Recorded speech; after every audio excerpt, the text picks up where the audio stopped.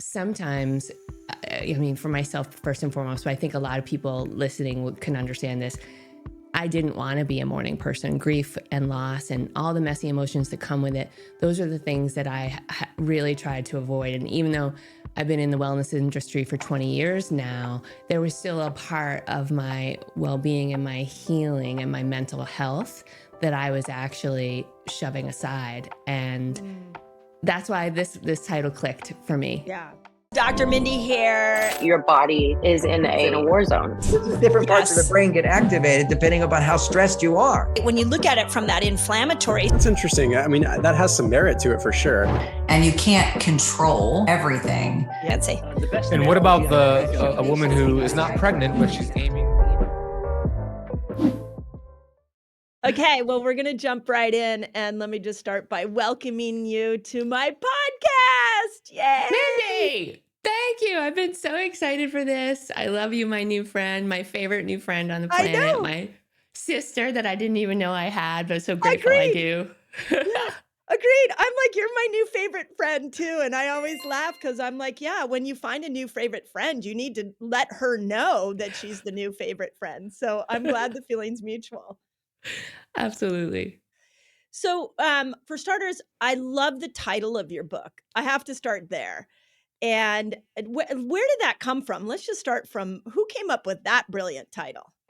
So it's called I'm Not a Morning Person. And I came up with it after a lot of pain. And, as a fellow author, that, titling your book can be really challenging. And so Ooh, yeah. with this book deal, in my contract, it's called the Unicorn Project. Oh, Because okay. I did not know what to call it. And I was like, I will not give it a title. It needs to, have form and function. It's going to tell me what it wants to be. And thankfully, my publishers were okay with that. But then a lot of trial and error, a lot of really bad titles later. Oh, yeah. I was watching a stand-up, and I'm afraid to say I don't remember who I was watching, but it was just, I was laughing, and there was this sense of relief and joy, and the person was even talking about grief, and that's when the idea came to me, because sometimes, I mean, for myself first and foremost, but I think a lot of people listening can understand this. I didn't want to be a mourning person. Grief and loss and all the messy emotions that come with it, those are the things that I really tried to avoid. And even though I've been in the wellness industry for 20 years now, there was still a part of my well-being and my healing and my mental health that I was actually shoving aside. And that's why this title clicked for me. Yeah. I got it the minute you shared it with me in the spring. I was like, that's brilliant. And as somebody who also thinks deeply about her titles, I was like, I get it. Because I'm not a morning person. I am actually a morning person, Morning. Yeah. I'm not a morning person. Like, I don't do grief well. And yesterday when I picked up your book, I was like, to prepare for today, I was like, okay, let me grab a few nuggets. And the next thing I know, 2 hours later, I'm like on the couch and I can't put the book down. Aw. And I haven't experienced grief from the perspective you have, like the loss of a parent. But in the recent years, I've experienced loss of identity and a massive change in my life.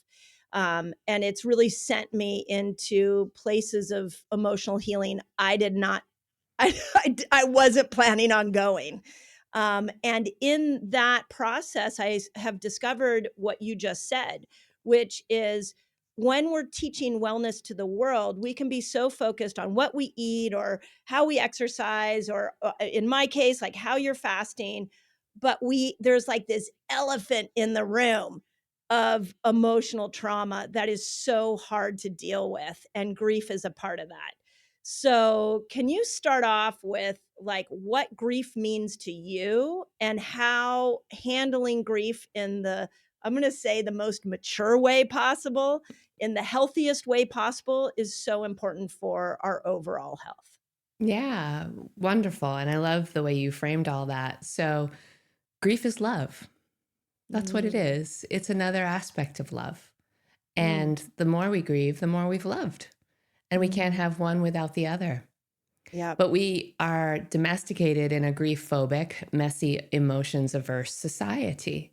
And Mm. so it's like emotional physics, right? Whatever we push down and we hide and we numb with all of the different ways that we do that, food, alcohol, drugs, sex, shopping, workaholism, all the things that we humans do to avoid our pain. Mm.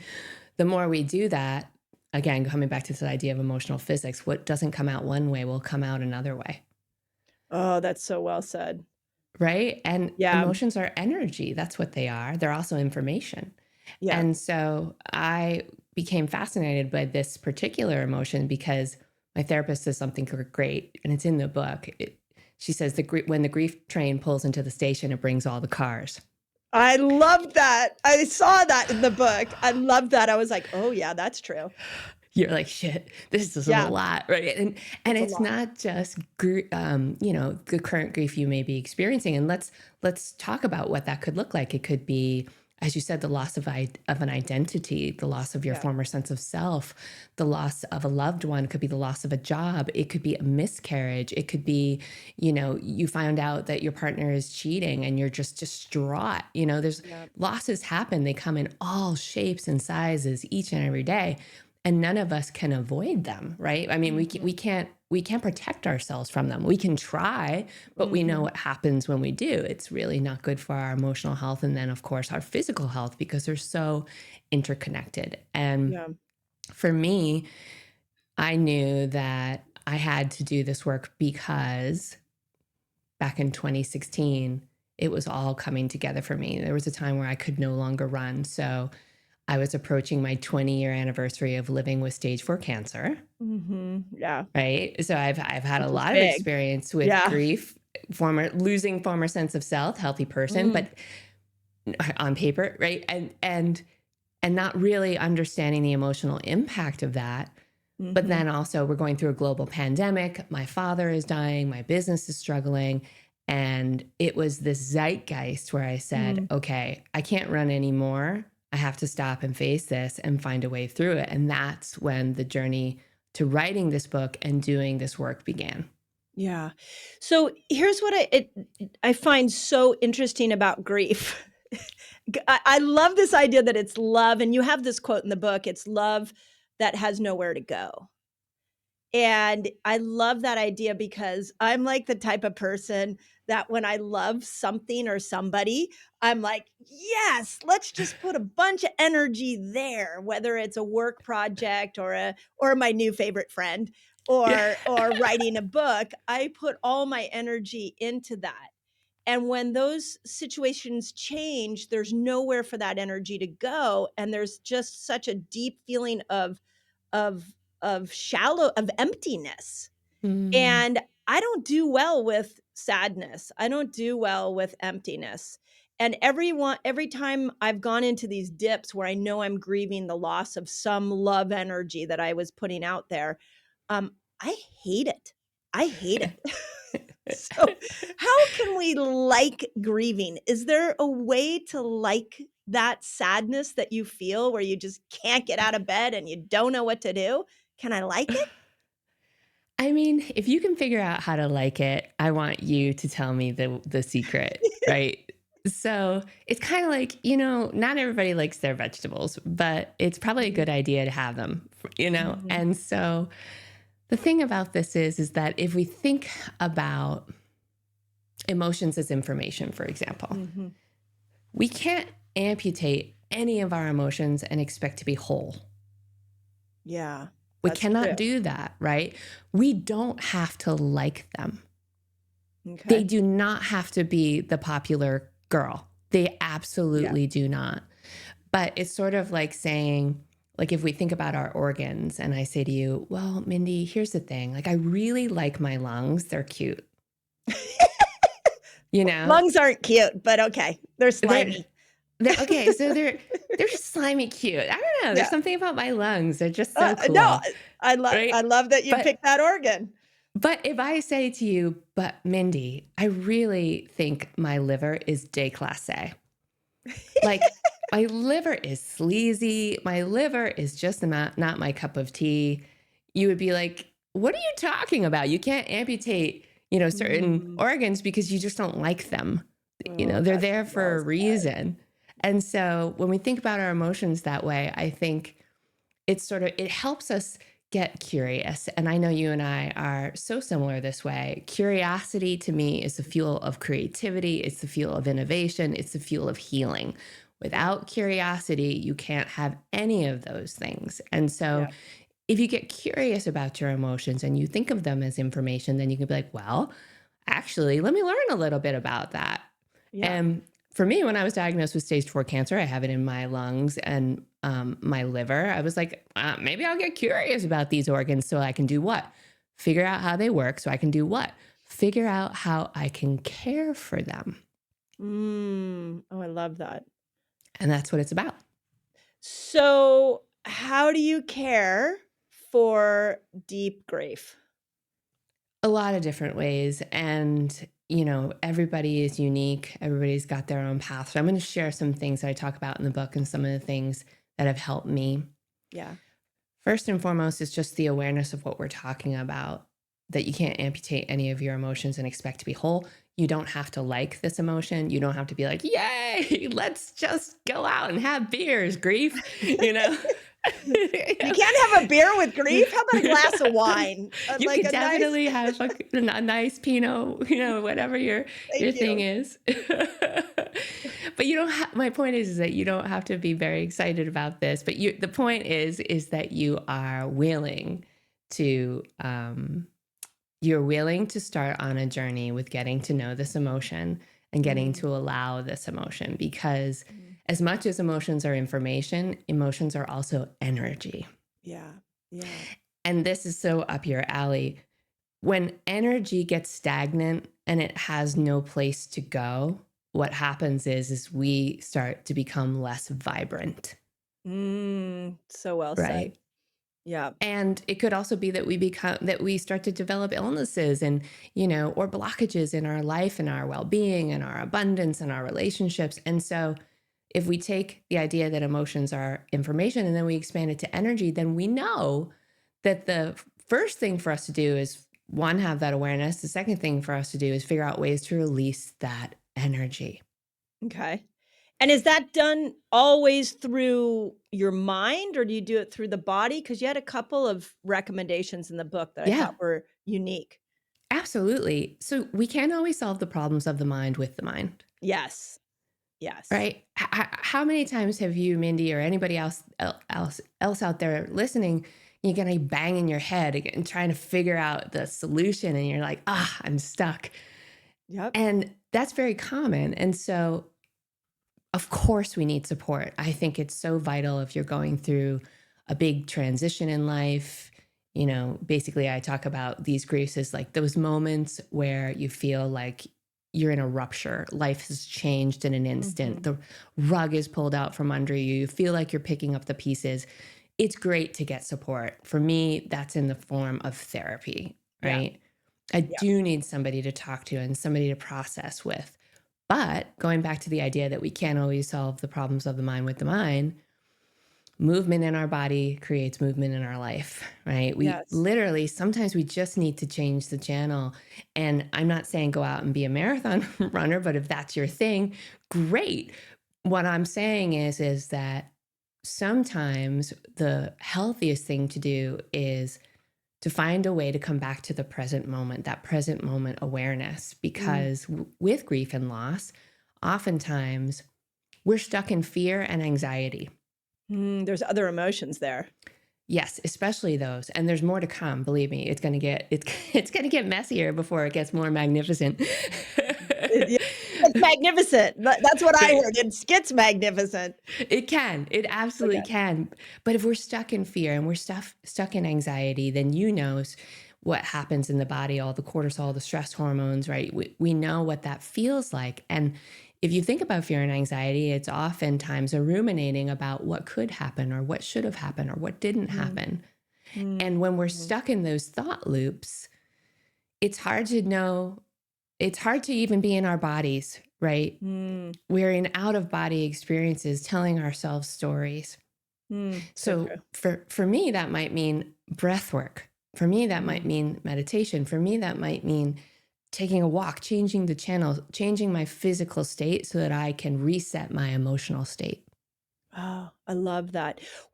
And on that, do we have a level of The Body Keeps the Score, which is one of my favorite books, because I do believe that if you take Bruce Lipton's work where our body has absorbed all of these emotions and now it's holding on to that and it affects our cellular performance.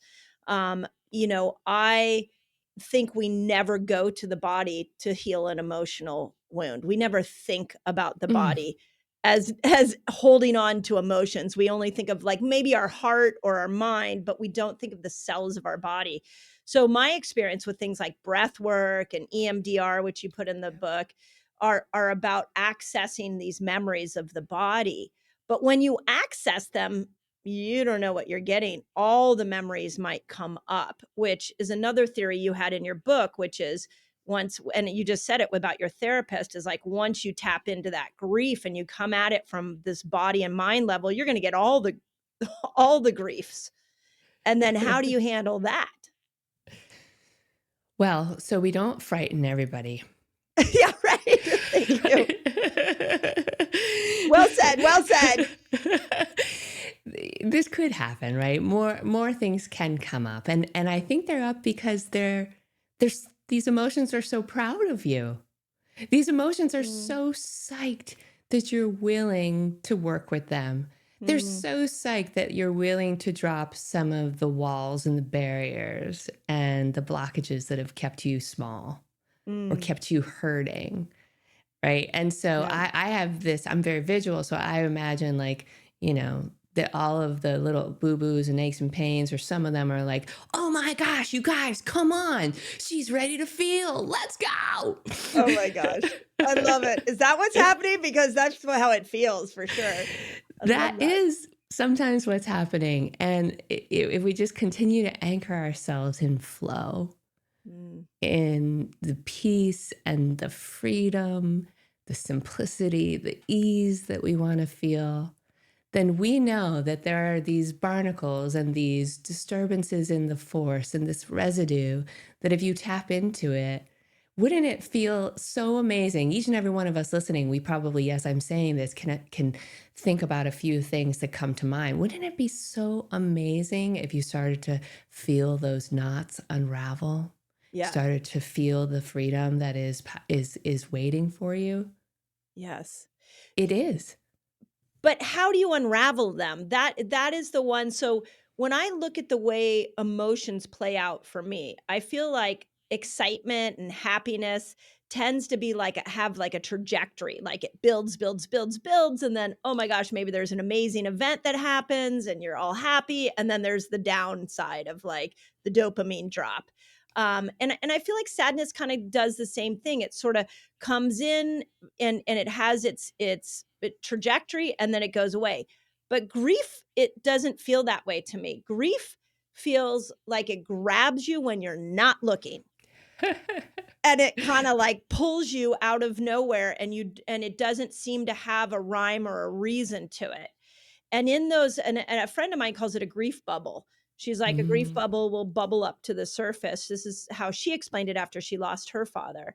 And so when that grief bubbles up to the surface, what can we do in that moment? Because it has this sort of sneak attack. That's the way I look at it.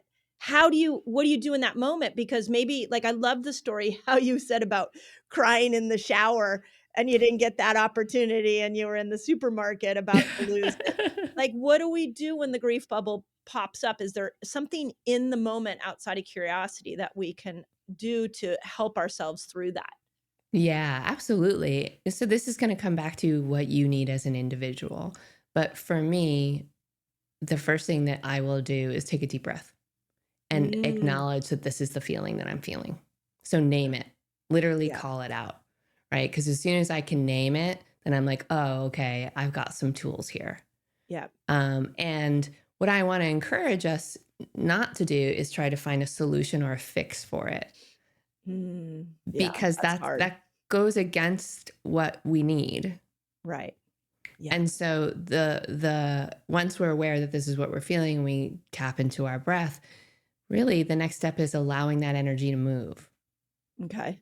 Right. And so for me, when I was in the middle of CVS and all of a sudden the big grief bubble comes and I know I need that energy to move, I'm literally like, get out of my way. Like I'm running through the CVS to just get to my car, right? To get to a safe space where I can literally cry, Yeah. just cry and just weep. And, in a lot of grief literature, and I talk about this in the book too, is there's the metaphor of waves. Yeah.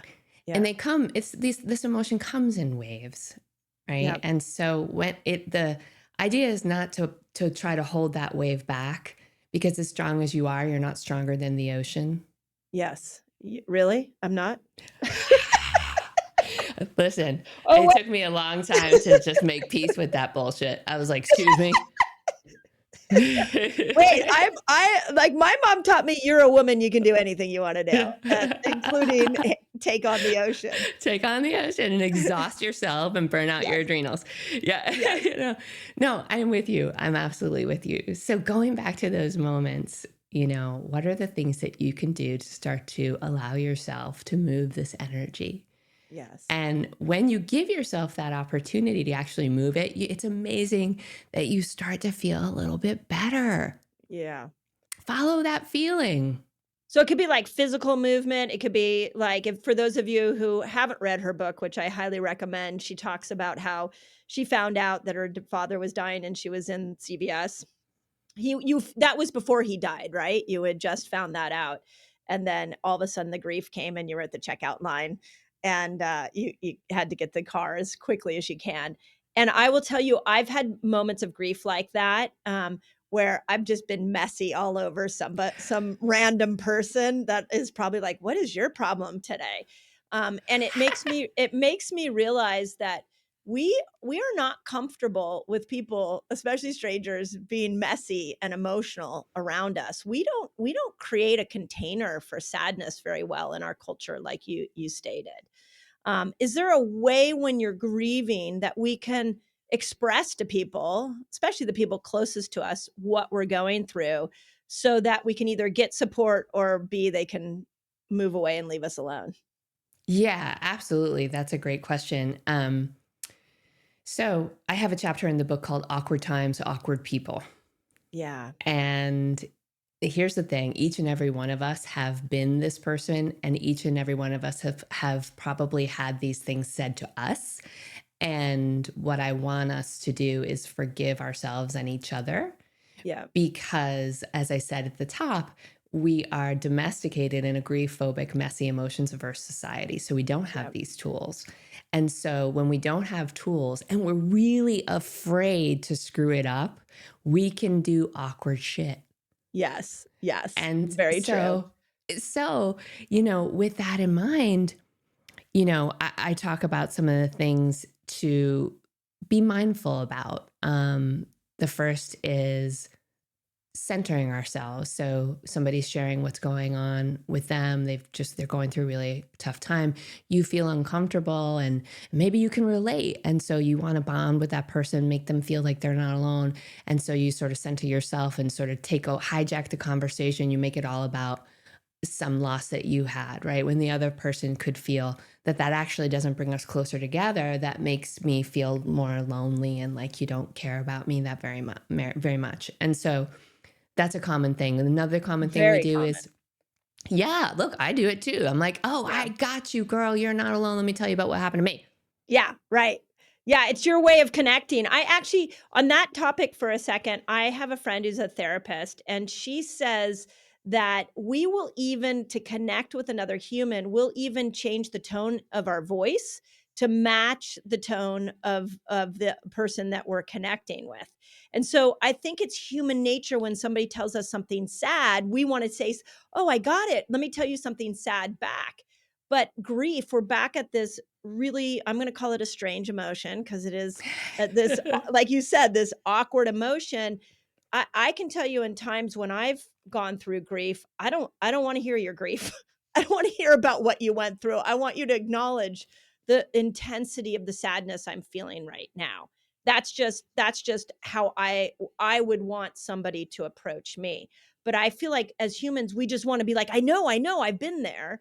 And what I'm hearing from you is that might not be helpful for some people. Yeah, and so well said. They're good intentions gone wrong, That's right? right. We're Yeah. we're coming from such a good place, but the other person in your example is so astute. They don't have the mental bandwidth for that. Oftentimes, people who are going through grief, especially if, let's say, it comes in the form of being a caregiver and having a big setback with your child that you're taking care of, right? So you are in decision fatigue. You're already filleted, Yeah. right? And so the idea of taking on somebody else's grief in that moment is just too much to bear. Or let's say, for example, you're going through something really tough. You've just lost somebody. We'll just keep coming back to this example. How many times have you had the experience where maybe you or somebody else you've ghosted? You just Yes. disappear. Yes. That's the best thing. I think that's the I- best thing to do. Is that not helpful? Listen, That's not what you're supposed to do? it's not so helpful, but I have done it myself because I didn't know what to say and I didn't want to get it wrong, or I didn't want the person to be reminded of their sadness. So Yeah. I didn't want to even bring it up. And the opposite, all of the opposite is true when it comes to that one. Like you said it so beautifully. What people truly need, I can give many more examples and they're all in the book, but what people truly need is for you to show up. They don't need you to fix it because you can't. You can't fix it, but you can show up. You can say, I don't know what to say, but I love you. I am here for you. And not just let me know what you need, but actually proactively offering assistance, like, hey, I'm going to the grocery store. If this is obviously if you live in close proximity, send me a list. I want to pick stuff up for you. So I look at this as you've got the person who's grieving and you've got the support system around the grieving person. And I feel like when I put myself in the shoes of the support system, and you say just show up, I guess my question, going to the market would be good, but what else does showing up look like? Because is it just sitting with them as they're crying? Is it sending them, you know, my thing would be to go to humor and try to send them something funny and like try to lighten their day. But I don't know. But I think a lot of us feel like we don't want to be disrespectful to the person that's grieving. So when you say show up, I'd love to unpack that a little bit. Like, what does showing up look like? Is it just a text saying, I love you, I'm here, I'm supporting you? It can be all those things, I'm thinking. Absolutely. And your relationship will dictate that, right? So Yeah. if you're, if you and I are best friends, then you and I have access to, deeper layers of each other's heart. And I more so know the things that you may need in that moment. It could be, let's say I'm giving you space and now it's been a little too long and now I'm a little worried about you. Yeah. Right. Got So it. I'm gonna my best friend did this with me. I'm gonna text you and be like, hey, we don't need to talk, but I need you to just send me an emoji, just send me something, let me know that you're okay. I'm worried about you. Yeah, that's perfect. And she just like grabbed me out of my hole. And Yes. it could also be that I need to brainstorm. So sometimes, look, if you're me, this is what you'll do. And maybe you do this too, but I'm the person that's going to come in with all the advice in the world. That's why I wrote the damn book. Yeah. Yep. You should do this and you should do that. Let me turn you on to this doctor. Let me turn you on to that modality. And let me help you with this. Blah, blah, blah, blah, blah, right. And so sometimes our people may not want to be coached. They may not want any of that information. And so what I say is, do you want to brainstorm or do you want me to just listen? Oh, give them the option. Yeah. Yeah. Because if you want to That's so brainstorm, smart. I'm your girl. Yeah. Right? Yeah. I got to figure out how to listen more and more. And I think that is the human path. Yeah. Yeah. And what I want to do is I go back to like let me make you laugh. Let me find a way to pull you out, and then you won't be in that sadness anymore. But what I've learned about grief for my own self is that it's really important. And like you're saying, it's so important to sit there. And to feel it. And I love this idea about being curious about it, which takes me to the person who's grieving. I think if we address grief from this idea that society doesn't know what to do with it, and we have lots of different forms of grief. We have like the loss of a loved one. We have the loss of an identity. We have, a lot of loss. How can we express to somebody, hey, I am just in grief today? And maybe we just say it like that. But how do we express like, I'm not myself today. I need you just to honor that I am not myself. And because I don't feel like our society understands that. You just did it. Can you imagine if more of us did exactly what you just did? Just that I'm not myself. I'm not myself today. How are you? I actually am not feeling like myself today. I'm going through a tough time. Thank you so much for asking. I might not even want to talk about it, but you know what else I really don't want to do? I don't want to have to make you feel comfortable. Ah, yes, that's it. Oh, that's it.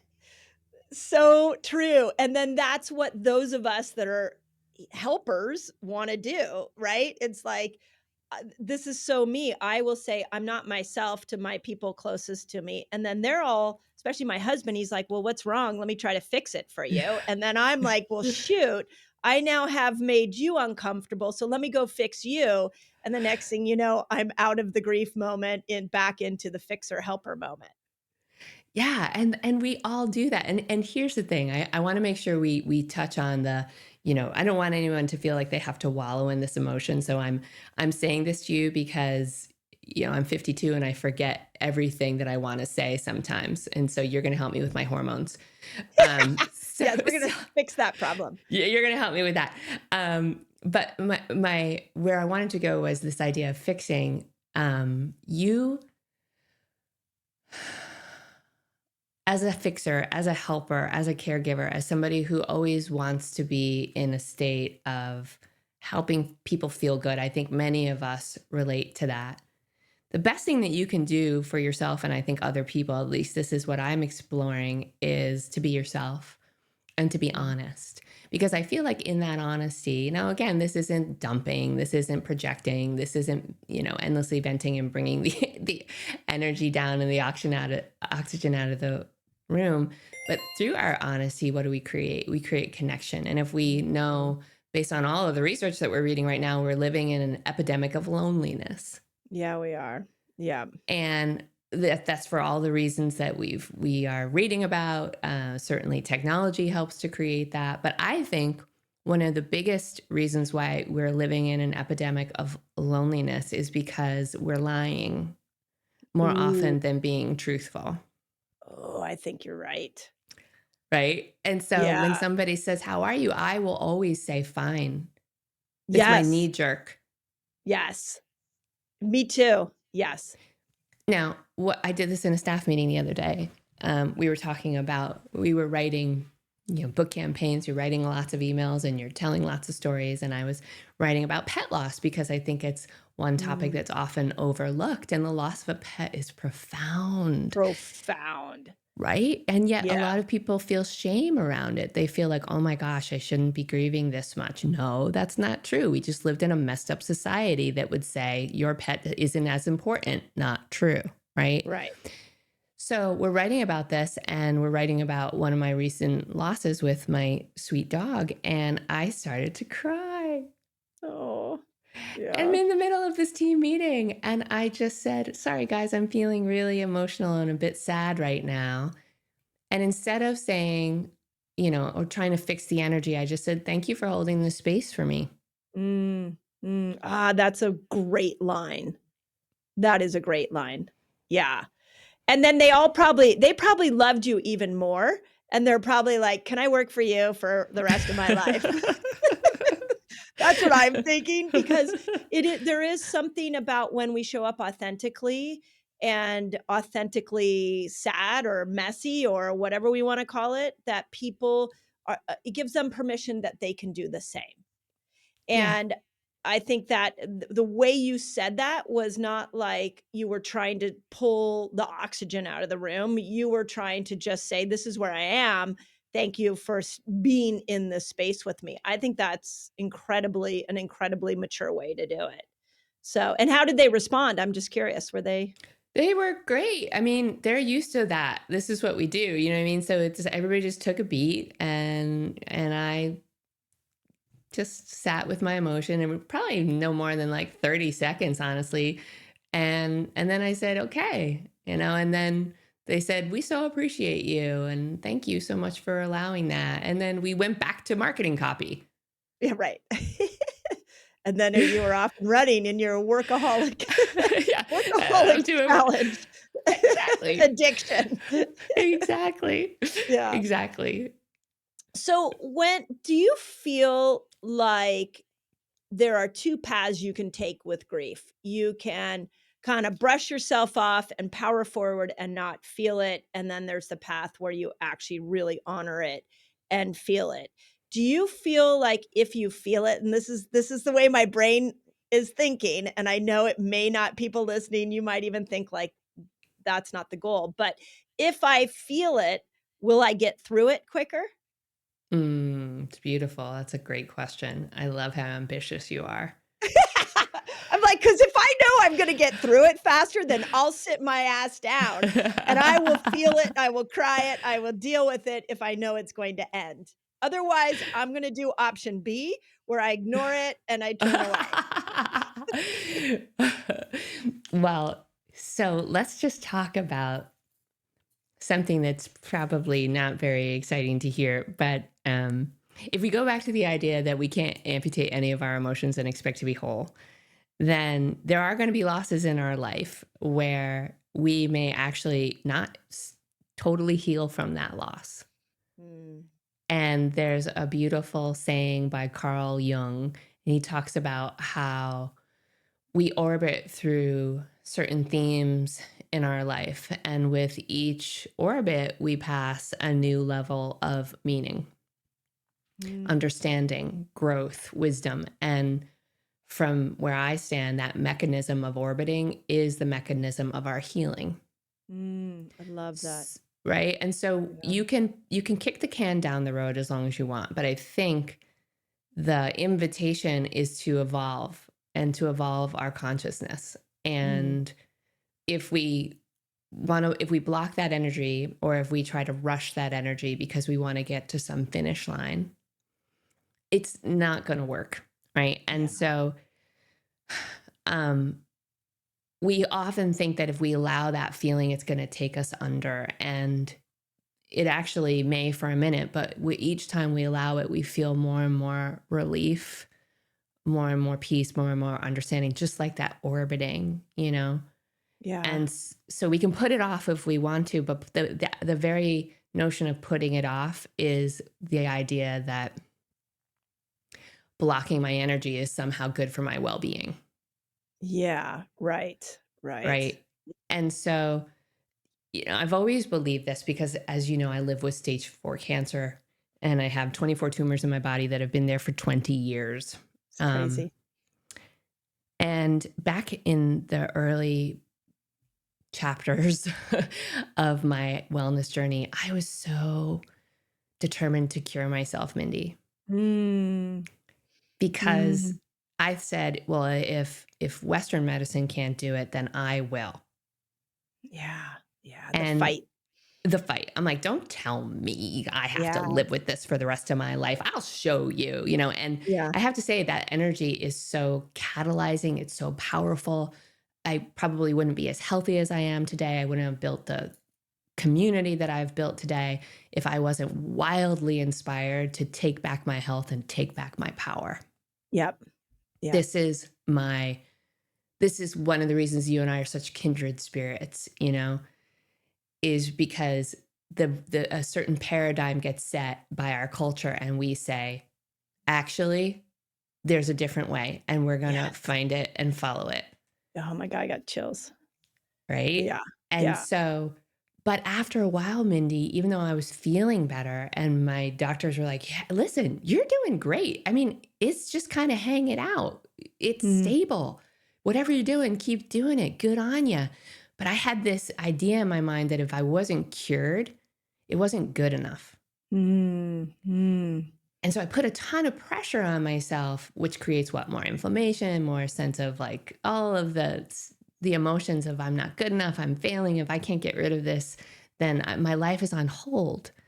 Yeah. Well, I might live my entire life with stage 4 cancer, and it might be long and prosperous and into my 90s. I certainly don't want to waste that time. Yeah. And so for me, what I came to was this understanding that has been my guiding light on my wellness journey, which is health isn't the absence of disease, it's the presence of vitality. Ooh, I love that. I love that. And it's vitality being stronger than disease. Like it's like if you look at like a ratio, it's more vitality than disease. Yeah, you're feeling good Yeah. in your body. You've got energy. You're feeling, your mental well-being is cared for, and on a whole, you're feeling pretty good. It doesn't mean you're not going to have down days. It doesn't mean you're not going to have rage. It doesn't mean you're not going to have all of the colors of the rainbow that make up Yeah. you. But more Yeah. often than not, you can say, you know what? I feel very vibrant. Yeah. So the goal then is to live with grief, just like you're living with 24 tumors. The goal is to make friends with this sadness that you're feeling, this love that has nowhere to go. That's what I'm seeing is the trajectory when some big situation hits you that forces grief in. Can you tell where I'm going with this? Forces grief. Let me say it a little different. That allows grief to come into your life. That it's time to make friends with it because it may be there for a while. It may be. And so I think friendship is a beautiful goal. And again, you don't have to like that you have to do this, but if our goal is to have more peace and flow and freedom, then we can say, sure, you're welcome at my table too. Yeah, yeah. I think that is such a good reframe because as somebody who's always trying to go for a goal or hit a destination, what I just learned in what you were just saying is that there is no destination with grief. And that probably would relieve a lot of resistance. If you go back to what I find with emotions of sadness and grief, if I go back to Esther Hicks, teachings of you just got to let go of resistance. That's all the goal of life is just let go of whatever you're resisting is happening in the moment. And I think with grief, too many of us resist the feeling, and then that creates more suffering. So if we resist the goal being the end goal being happiness, or we resist ignoring it, just let go of resistance and see where you go. Would that be a good way to look at it? I think that's a beautiful way to look at it. And I'll just share something that has shifted for me since my father's passing, and that was such a very big monumental moment, and it's one of the through line stories in the book. And my dad is my chosen dad, so I didn't know my biological father until much later in life. And so my dad, Ken, who adopted me, is my dad who passed, and we had a very, very close relationship. And one of the reasons why the grief train pulls into the station and brings all the cars is so appropriate is because through that relationship with my dad, there was a lot of old trauma and feelings of abandonment and lack of worth that I was able to heal through the love of my chosen dad and through the relationship that we built. And so when I knew he was dying, and then when he died, and as he was approaching death, it was amazing how that old trauma came up. And it was a little girl who was basically saying, "Don't leave me," Wow. as if he was going to walk out the door, as if it Wow. wasn't a natural process that we will all go through at some point. And so you get these opportunities to heal deeper parts of yourself. And that, I think, is really why we're here in the first place. We're here to love. We're here to be in connection. And we're here to give ourselves permission to love parts of ourselves that we actually maybe don't love or we're afraid of. Oh, that is so well said. One of the things that I've been currently researching is hormonally and neurochemically what happens to us as we go through menopause, like after 40. And I call it the neurochemical armor. It's like as estrogen goes down and progesterone goes down, so does dopamine and serotonin and acetylcholine, and like all you're like neurochemically naked. And it's in that moment that all the traumas come up. Mm. And if you look at, I mean, this is sort of a different take on this, but when you look at some of the struggles that women go through at the end of their 40s and their 50s, and irritability and anger is actually one of the number one emotional symptom of menopause. What I've come to discover is it's actually these unhealed traumas that the busyness of life and locked with this beautiful neurochemical armor that we had distracted us from these traumas. But the armor's gone, the kids might be gone, the identities change, the parents are aging, and all of a sudden they all come flooding up. And so what I've decided is that when people trigger me, to look at it as, oh, that's interesting. There's a trauma I need to heal.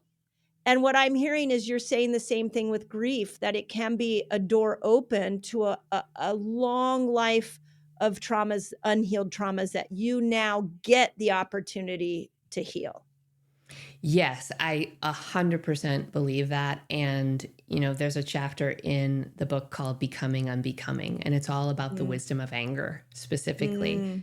And I'm in complete agreement with you on your take there. And I talk about the anger iceberg, and, the tip of the iceberg seems big, it's protruding from the ocean, but underneath the iceberg is so much bigger. And Yeah. anger is often thought of as a signaling emotion, right? It's Mm. signaling, ouch, this hurts, this isn't right, there's injustice here.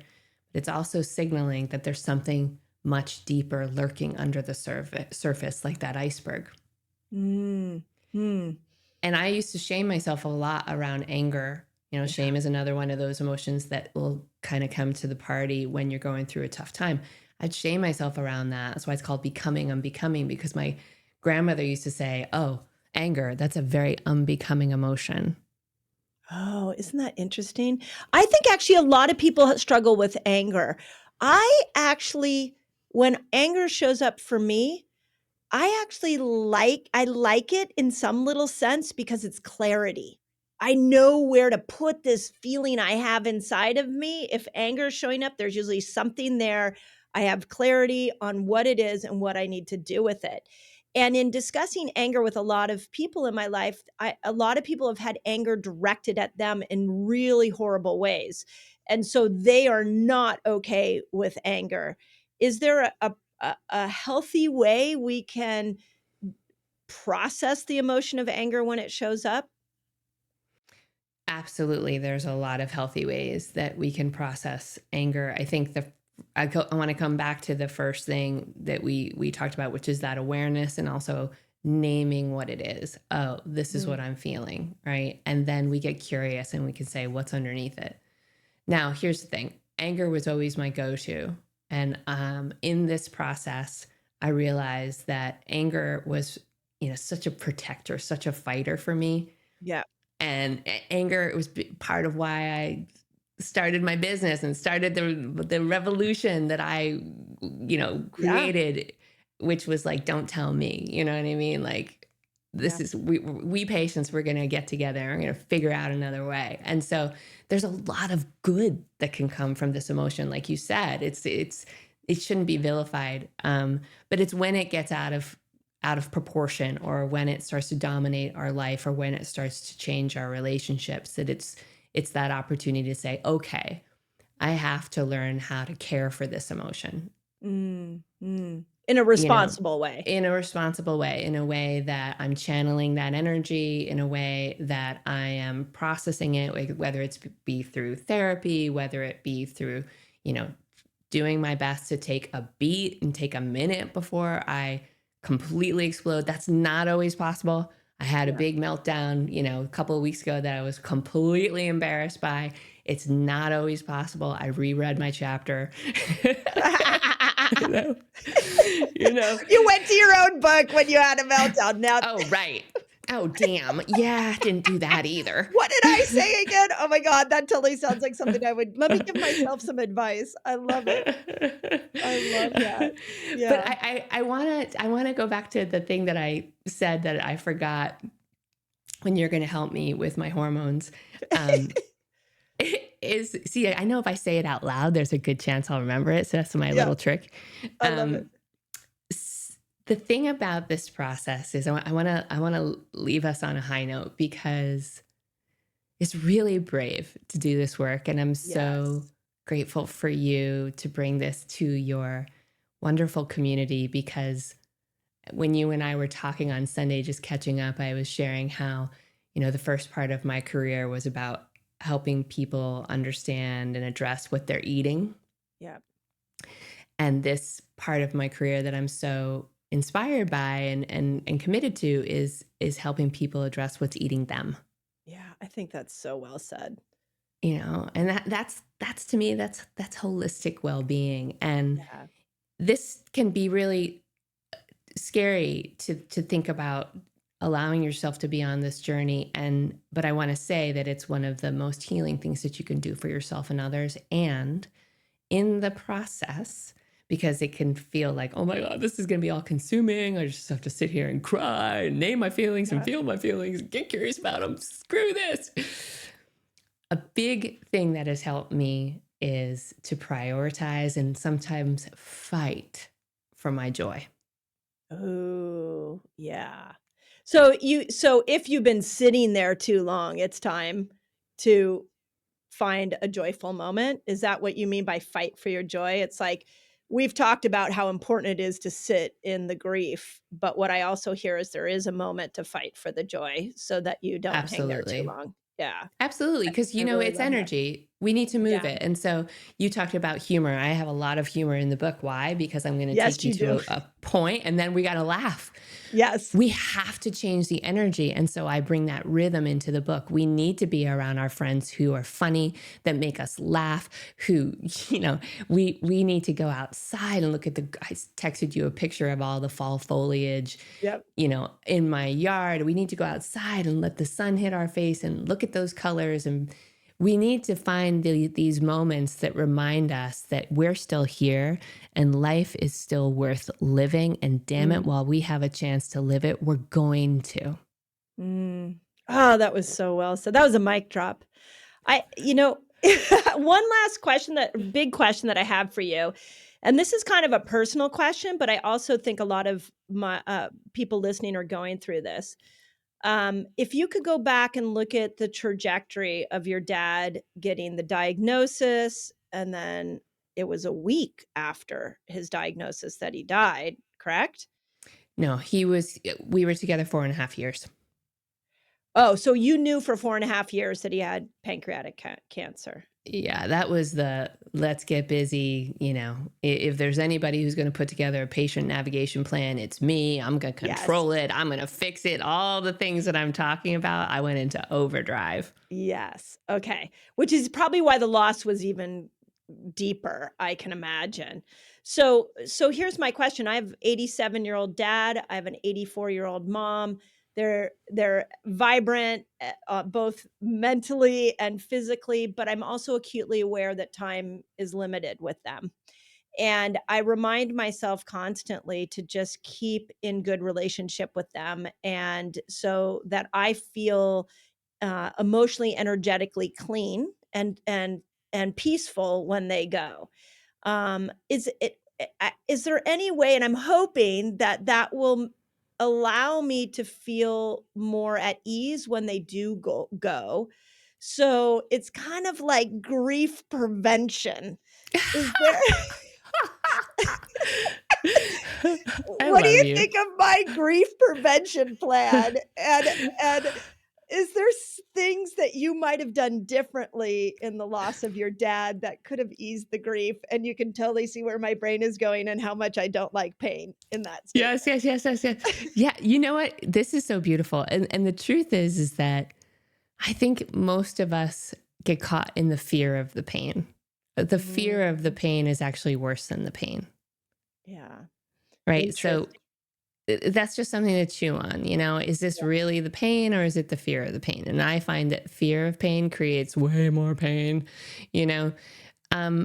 I had such an incredible 4.5 years with my father. And one of the intentions that I set was to show up with love and to let love lead the way, because I wanted as little regrets as possible.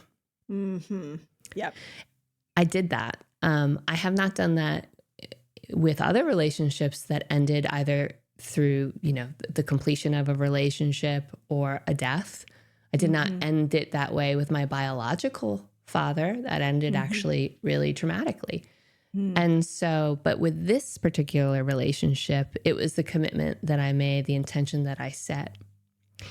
There's a lot of peace that came from that. It's not grief prevention, because losing him knocked the wind out of my soul. And caused you to write a book. Caused me to write a book about it and all of the wonderful experiences and difficult experiences that is life. But I feel so good about those 4.5 years together. So we can say both and. Yeah. So there is a grief prevention plan. You know what, Mindy? Yes.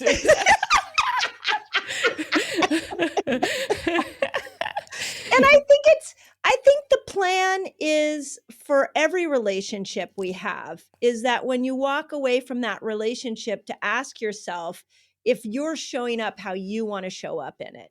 Because we don't know whether it's an aging parent or, there's so much people who leave way too young this planet, and we just don't know when that moment's going to be. And I think if we always look at every important relationship as, am I continuing to show up the way I want to show up, then there is a little bit of a grief prevention plan in that. Yeah, there's definitely an easing. And to just add to that, a lot of people don't have relationships with the ones that they're losing. There are people who are estranged. There are people who, don't have that opportunity to have a close relationship with their older parents. And so we can still do this work, though. And if you're out there listening and you have one of those relationships, know that all of this, you can still have as little regrets as possible. You can still show up in those ways are tending to your heart, tending to your emotions, feeling into what forgiveness looks like for you, even if that person will never be in your life again. How are we moving this energy? I love that. What advice would you give somebody who's either got a parent or a loved one that just died, or is dealing with a chronic disease that has a prognosis of imminent death soon? What advice would you give somebody going deep in that fresh grieving process? Well, those are two separate examples, but let's talk about they both lead to the same pain. Yes. Let's talk about, that your loved one is going to pass. I explored that a lot in the book, and one of the things that I did, which I felt was really hard, but also very helpful and very healing, was to have a conversation about dying with the person who is dying. I've done that. That's really helpful. Yeah. And not everybody wants to have that conversation. So you have to approach it in a tender way. But my dad wanted to have that conversation. And I was so scared to have it because I, again, didn't want to get it wrong. And I was also afraid I would completely fall apart and that would make him feel bad. And so I approached it by talking about it, like a little pre-show warm-up kind of thing, and saying, Do you want to have a conversation about this? If you do, I'm completely on board. And I just want you to know that I might cry, I might not say the right Mm. things. And he said, I'd love to have that conversation because it's very lonely. Oh, that's so powerful. We wouldn't think, like, I wouldn't think to bring that up because it would be like hurt their feelings, but they're thinking it through. Very much deeply thinking it through. Now, not every loved one wants to have that conversation, but my dad did. I Yeah. remember talking to a mutual friend of ours, and in her family, even these aging parents, and parent wanting to talk about who's going to get what, and the kids saying, "No, no, no, no, that's so negative. No, let's change the subject." But to those parents, it's on their mind. It's troubling them. They want to get all of these things in order so that they can be like, okay, now my kids know what's happening, and whew, we got that behind Yeah. us, right? Right. And so just again, perspective shifting, because we may not always understand what the other person is going through. And then the last thing I will say about, as you're walking your person through the final chapter of their physical form, is there's amazing resources, places like hospice and Mm. resources that can help you navigate this time, because the physical body changes in such big and profound ways. Mm. And I feel very blessed that, hospice came to our home. My dad wanted to die at home. We made that possible. He was surrounded by his dogs and me and my mom, and it was a very beautiful transition. But that wouldn't have been possible without those incredible doctors and nurses and all the things that they helped us to do and understand. And what I found at the end of that time, Mindy, was we prepare so much for the birth of a baby, and there's Ah, celebrations and we get the stuff, right? There's yes. like babies need stuff.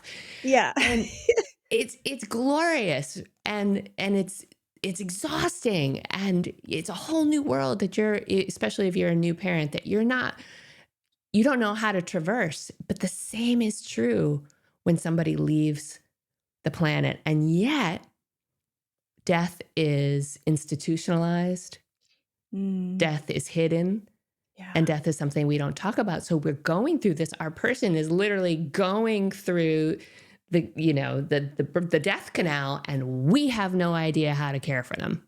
Right. And we don't want to talk about it. It's Nope. like the one thing we don't talk about. And God forbid we would talk to them about it. Like, that is really profound. And just so we don't leave the person out who just lost somebody and they're in that like time warp of the person's not there. That I find that moment's the hardest, when like the first couple weeks they're gone and their energy's gone. Is there any special tool for that moment? Oh, that is such a painful moment. And Yeah. I think that the biggest tool is to just be very tender with yourself. And um, I'm just going to give a broad brushstroke advice here, because there's a lot I can say about those moments. Slow things down for yourself. Mm, yeah. Really slow things down, because you are in a different dimension, and everybody is moving on as if life is normal, and it's not normal. Nobody should be on the highway. Everybody should be grieving. Like, nobody should be at the grocery store. The whole life should stop. That's how I felt. I'm like, wait a minute. People are walking their dogs. This is a national crisis. What's happening? Yeah, I could And see so that. I needed to slow everything down. I needed to Yeah. take work off my plate. I needed to disappoint people by backing out of commitments. Mm, mm. I needed So to do all beautiful. of those things. So beautiful. Well, thank you for bringing not only a whole new perspective to a process we're all going to experience, an emotion we're all going to experience, but your humor. I have to say, I love your humor.